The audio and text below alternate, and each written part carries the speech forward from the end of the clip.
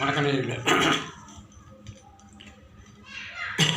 ஆன்மீக தேடலில் இருக்கும் அனைத்து சொந்தங்களுக்கும் அடியனின் அன்பு வணக்கம். இன்று நம்ம பார்க்க போவது மயில் பற்றி.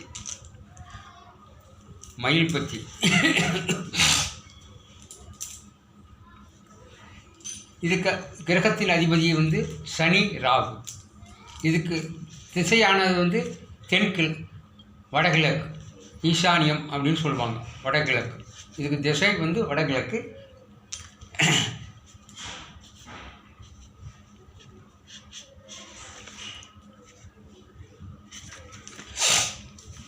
இதில் உகாரம், அகாரம், விகாரம், உகாரம், எகாரம், உகாரம். இந்த இதில் இதுக்கு யா எழுத்தில் யா வரும்.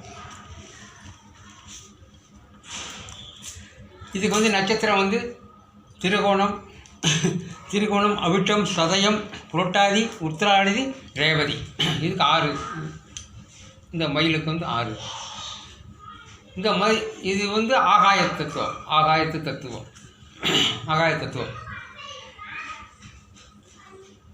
இப்போ 5 பச்சினுடைய நட்சத்திரங்கள், அதனுடைய திசைகள், அதனுடைய இதெல்லாம் உங்களுக்கு சொல்லியாச்சு.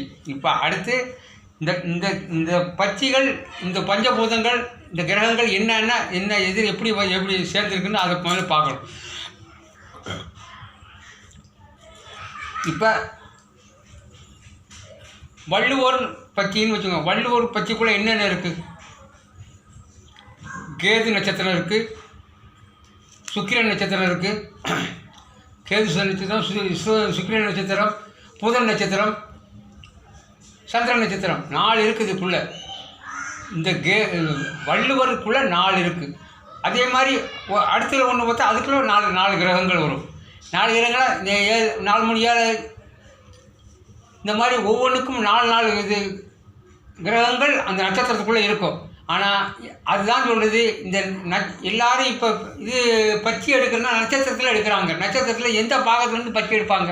அதனால தான் இந்த பட்சி எடுக்கிறது அவங்களுக்கு கான்செப்ட்லாம் வர்றது கிடையாது. இப்போ அஸ்வினி இருக்குன்னு வச்சுக்கோங்க. அஸ்வினின்னு 4 பாகம். பரணி இருக்குது, கார்த்திகை இருக்குது, ரோகிணி இருக்குது, மிருகதிசை இருக்குது. இந்த 5 நட்சத்திரம் இருக்குது. இந்த 5 நட்சத்திரம் யாருக்கு கூடியது? செவ்வாய் கூடியது இருக்குது,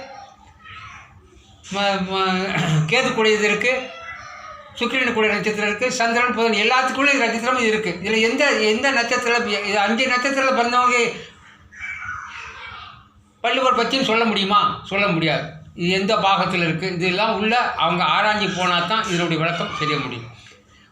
இப்போ 5 பட்சிக்குள்ள இந்த நட்சத்திரம் பிறந்தவங்களுக்கு வள்ளுவர் தான் பட்சி அப்படின்னா வராது. வள்ளுவர் பட்சியாக இருந்தாலும் வள்ளுவர் அரசில் இருக்கிறான்னு அதையும் பார்க்கணும். இதுக்குள்ளே இவ்வளோ உள்ளே இருக்குது. நட்சத்திரமும் கேது இதெல்லாம் சொல்லிட்டாலும் அந்த இது பற்றி வராது சாமி. அது நிறையா அதான் சொல்ல. அது உள்ளே நான் கொஞ்சம் உங்களுக்கு டிப்ஸ் மாதிரி கொடுத்தா நீ அது உள்ளே போய் பார்த்தா தான் உங்களுக்கு அது புரியும். நான் எல்லாமே சொல்லிடுவேன்னா அது சொல்கிறதுக்கு எனக்கு முடியாது, சொல்லக்கூடாது அப்படிங்கிறதான் சொல்ல முடியும். இந்த வள்ளுவர் பட்சிக்கு கேது, சுக்கிரன், சந்திரன், புதன் இந்த 4 இதுவும் அதுக்குள்ளே இருக்குது.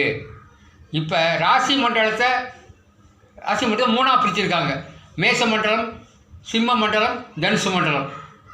மேசம், ரிஷபம், மிதுனம், கடகம் இது மேச மண்டலம்.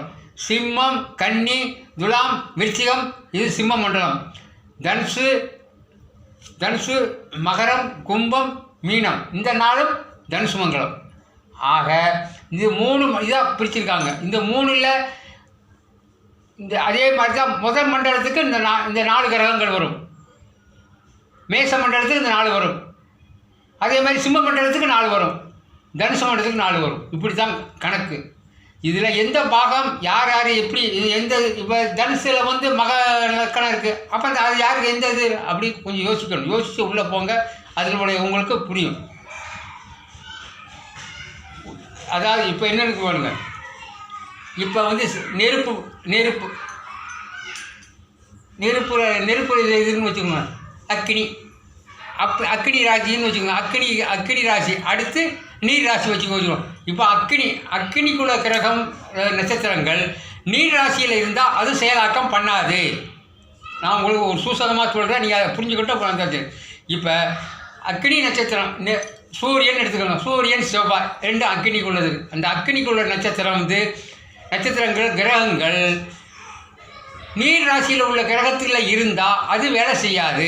ஏன்னா நெருப்பு நீரை அழைச்சி விடும். அப்படி தான், இதுதான் உள்ளுக்குள்ளே ஒரு சூசகமான ஒரு இது உள்ளே இருக்குது, அவ்வளோதான். நீரை விட்டு நிலத்துக்கு போனால் நிலத்துக்கு நீர் உள்ளே தண்ணி வாங்கிடும். அப்போ அதனுடைய ஆக்சுவல் இருக்காது. அப்போ காற்று ஆகாயம் இந்த மாதிரி உள்ளே போகணும். உள்ளே போய் இந்த ராசிக்கு இது பண்ணலாமா, இந்த ராசிக்கு இது பண்ணலாமா, இந்த ராசியை வச்சு இது செஞ்சால் இது அடிபடுமா, எந்த கிரகத்துக்கு இது. இப்போ வள்ளுவருக்குள்ளே இப்போ 4 பேர் அடக்கம், வள்ளுவருக்குள்ள. அதே மாதிரி ஆந்தைக்கு 4 பேர் அடக்கம், அதே மாதிரி கோழிக்கும் 4 பேர் அடக்கம், அதே மயிலுக்கும் 4 பேர் அடக்கம். இப்படி ஒவ்வொன்றுக்கும் 4 பேர் இருக்கிறாங்க. இந்த 4 பேரும் அவங்களுக்கு அடக்கம். இந்த 4 பேர் அந்த ராசியிலேருந்து இந்த ராசிக்கு வரும்போது அவங்களுக்கு இது செல்லுபடி ஆகுமா, இது இவங்க செவிப்பாங்களா அப்படின்னு நம்ம தான் பார்க்கணும். இப்போ இந்த திசை வடக்கு திசை குரு திசை, தெற்கு திசை வந்து சந்திரன் ஆந்தை. இப்போ வள்ளுவர் திசையிலேருந்து தெற்கு திசை நோக்கி ஒரு அடிக்கிறான்னு வச்சுக்கோ, இவன் அதில் அடிபடுவானா படமாட்டானா, இந்த நட்சத்திரம் எப்படி இருக்குது அப்படின்னு அது உள்ளே போய் பார்க்கணுங்க. இப்போ கிழக்கிருந்து மேற்க வரான்னு வச்சுக்கோங்க, நெருப்பு ராசி காற்று ராசிக்கு உள்ளே இது சாண்டி ஆடுது. அப்படின்னா காலையில் வர்றவன் மேலே வரம்போது ஜெயிப்பான் அப்படின்னு ஒரு கணக்கு இருக்குது. நான் ஏற்கனவே சொல்லியிருக்கேன். அந்த மாதிரி உள்ளே எல்லாம் போய் பார்த்தா தான் சாமி சொல்லு. நான் சொல்கிறது நீ நான் இது வந்து உங்களுக்கு பாடமாக சொல்லு, நான் கற்றுக்கிட்ட அனுபவத்தை உங்களுக்கு ஒரு விளக்கமாக சொல்கிறேன். இப்படி இருக்குது. நீங்களாம் யோசனை பண்ணி பாருங்கள்.